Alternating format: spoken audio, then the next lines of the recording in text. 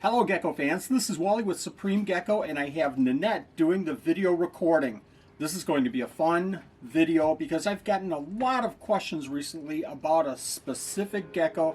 It's the Viper Gecko. Now I did a video about a week or two ago on putting away some little baby Viper Geckos, and because of that video, and I'm showing it right here, because of that video I got tons and tons of questions about their care and about especially keeping Viper babies alive. And I know that that's a struggle for many. We're going to talk about that in this video because there's a couple of tricks, and especially one very, very important one that I'll share at the end of this video. So join me, let's learn about keeping baby Viper Geckos alive.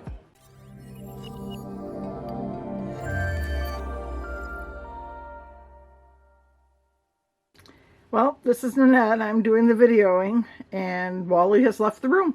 So we will have to wait for him and see what's going to happen, I guess. I'm back. Oh, welcome back. I'm back. I wanted to check on the baby Viper eggs that we recently collected. These were collected 8/12, so about 2 weeks ago. Now, it doesn't look like we have any hatches, and I just wanted to explain really quickly that we put these in a bottle cap with dry material, clay material in here, and any kind of a moist, not wet, substrate base like this. Now again, this is the clay compound. This turns light when it's drying out. So this is just a perfect substrate to hatch these Viper Gecko eggs out. And they'll hatch in about 2 months. So no babies. Let me go ahead and put these away, but I have a surprise for you. You're going to come back? I might. Okay. I'm waiting. Otherwise, I'm going to have to find something else to tape. Oh, there's plenty to tape down here. Oh, I'm sure. Okay, come check this out, Nanette. So don't worry about the top. This is just a container that we have for these little ones. Check that out. These are 3 Vipers. One is about a week old and the others are about a day old. These guys are so very cute. Now, taking a look at this setup, it's sand-based, and I really like the sand because they grow up on sand. No issues whatsoever with impaction. They can't get out of here. Nope. We have a little food dish, and this is vitamins and calcium and vitamin mix, and we have 2 different hides, and this is just simply a bottle cap with a little notch made in it with a tin snips. And then we have a little water dish, and I tend to like to put that water dish right next to the hides because they'll climb on there and then they'll drink out of that little dish.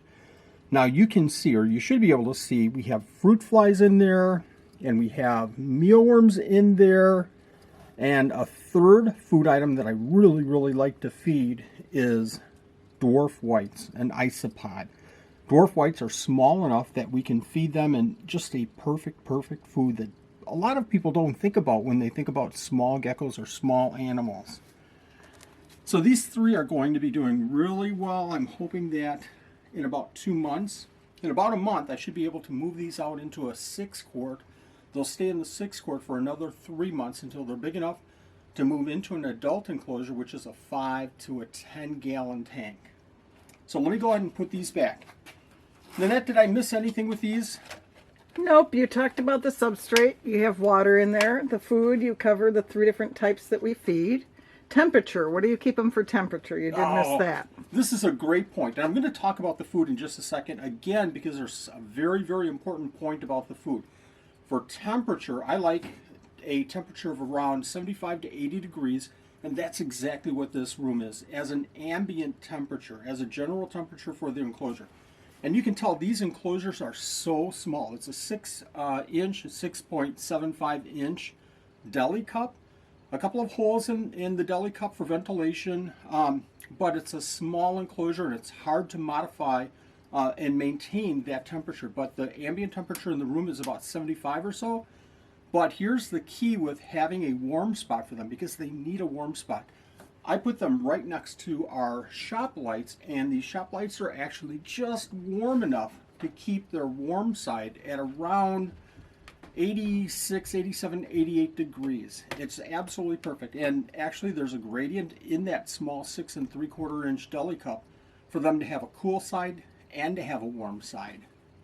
Okay, great. And you talked about how long you keep them in the container before you move them to their new home, right? Exactly. We keep them in here for about a month, and then they go into a 6-quart for about 3 more months or so, and then they go into their adult enclosure. I think you covered everything. Oh, you're so wrong. I want to cover Me? I want to cover the food once again. Here's the really key part of keeping these Viper geckos alive, and this is so very important. These are small animals, high metabolism. They're eating all the time. So when I began keeping Viper geckos and having babies, I lost a few initially because I was feeding them once every 2 days, once every 3 days. But if you keep mealworms in there, and if you're feeding fruit flies, and especially the dwarf white isopods, and you have them active in that enclosure, and they have food in the enclosure constantly, they'll grow faster and you'll be able to move them to a bigger enclosure quicker. So the key here is to always have food available for them. Feed them every day if you absolutely have to. That's the key. Now, if you're curious about care for the adult Viper geckos, which are the cutest little geckos, I'm going to share right here another video that we did a while back on the care of adult Viper geckos. Make sure you check that out.